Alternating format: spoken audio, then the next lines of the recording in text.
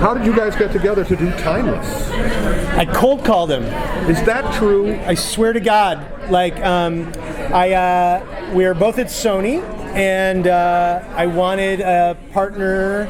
I had an idea, really not much of an idea, but an idea of like it'd be fun to do a time travel show. But that was about it. And but I know how hard it is to run a show by yourself. Shawn really knows that too. Literally, I swear to God, this is true. I got the list of other producers at Sony, and I was like, "Well, that's the best one." And I called him, and then amazingly, even more amazingly, he took the call. Yeah. And then we got together and we started kicking around the idea, and and then we really fleshed it out, and that was kind of how Timeless was created.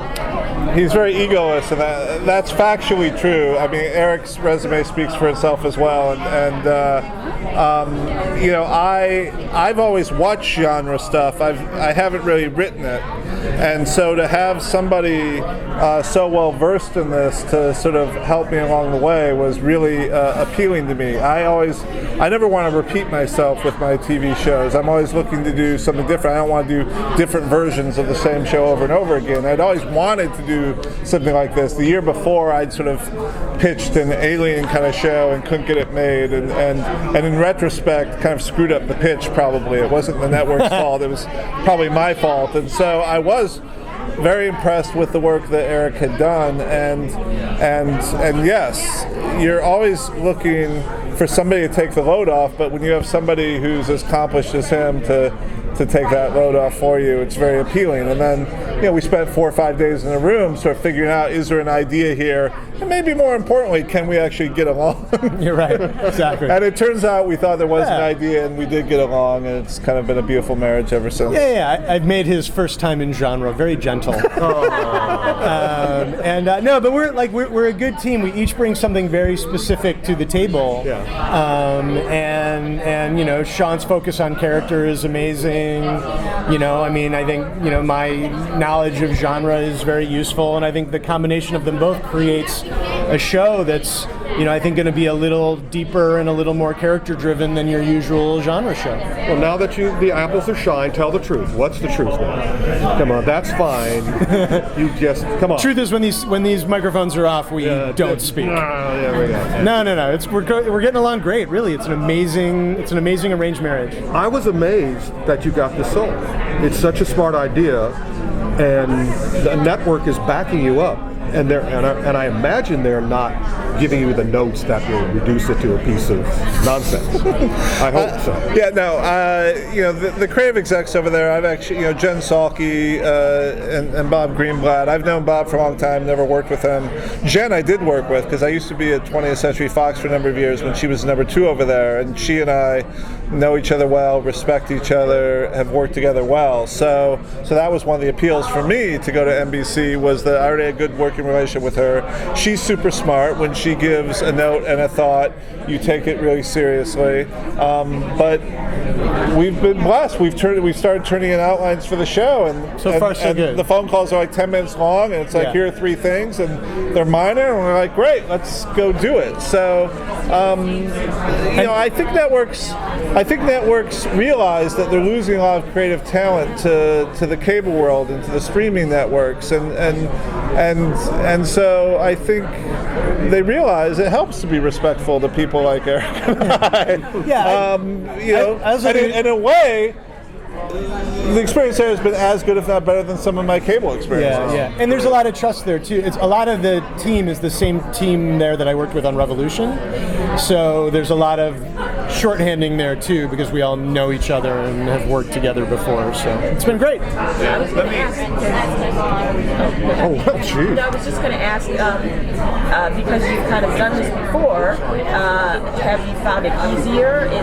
Are you coming up with different challenges? And can you talk a little bit more about, you said we talked to each other to see if there really was an idea here? Yeah, well, one is, I will say that across the board, this has been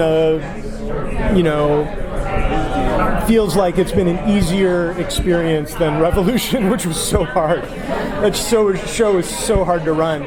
and for a couple different ways. One is because I have a really accomplished and smart partner, and being able to share the burden has been godsend. And two, in a lot of ways, for me personally anyway, Timeless was in reaction to Revolution. That what was so hard about Revolution was there wasn't a sense of it was such a blank canvas every single week, and it was so hard to know where that show was supposed to go, that coming out of that I said, if I'm going to do another network show, I'm going to create a format that's almost in a certain way similar to a format I created in Supernatural, where it's like I know where to start every week. And so that was why I originally said to Shawn, we should do time travel, because then we know we're going to a different time period every week, and I know that we can do a different movie every week, and we're not just looking at a blank board. We can say to our writers, what time period are you fascinated with? What characters in history are you dying to meet? There's so much material, fascinating material that nobody knows, that we can make this kind of ass-kicking, fun show about, that it really gave me a handhold. And to answer your second part of the question, I think, look, all good TV is ultimately about the characters. And really a lot of our work was just, okay, who are the people that are traveling through time? What is their relationship with each other?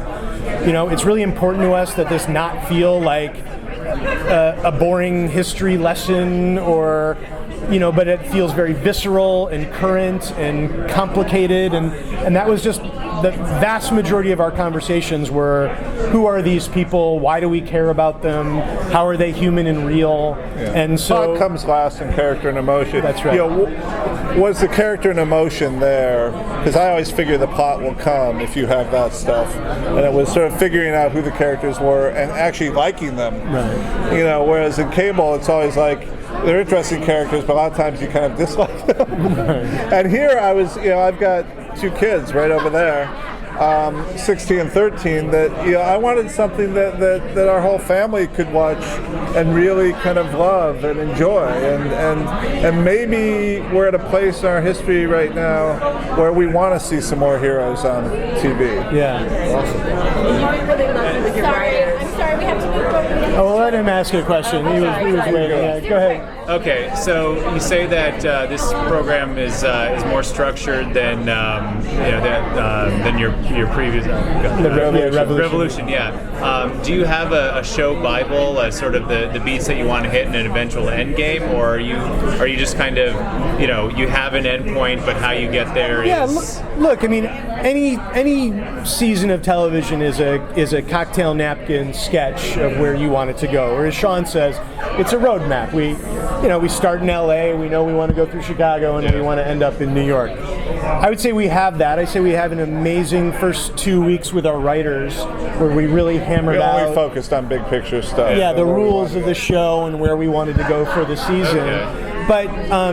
But there's also a mistake of getting too much detail, because you need to have time along the journey for your writers to surprise you. Okay. And you need room to suddenly, if someone wants to pitch an insane left turn, that you can take it. Okay. So, but that said, we know where the show is. We know what the season 1 story is that we'd like to hit, and we know what the arcs of the characters are, and then we feel it out with our writers. Okay. What?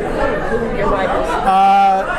Well, we have a bunch of them. We have 8 of them. I brought in 2 of my writers from Revolution, Ann Saunders and Jim Barnes. You have a writer that you worked with, Lana Cho had worked with me on a show. Kent Rotherham, who'd been my assistant and wrote a freelance episode of Mad Dogs and did a great job. We have Tom Smuts from Mad Men. We have Erica Mittman from Dexter. We have Matt. Right. So, Matt Whitney, who's done a lot of stuff. Yeah. You always have good writers. Yeah. Thank you, guys.